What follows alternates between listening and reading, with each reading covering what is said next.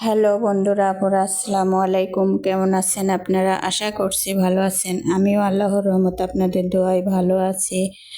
আজকে যে 9টি মুরগি জবাই করা হলো, সেই 9টি আমি ছিলে অর্থাৎ চামড়া তুলে নিয়েছি।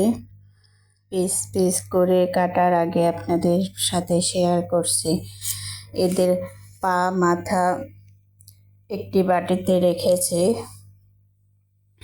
সবগুলি আজকেই তৈরি করে রাখবো ইনশাল্লাহ, আল্লাহ যদি সুস্থ রাখে। এই যে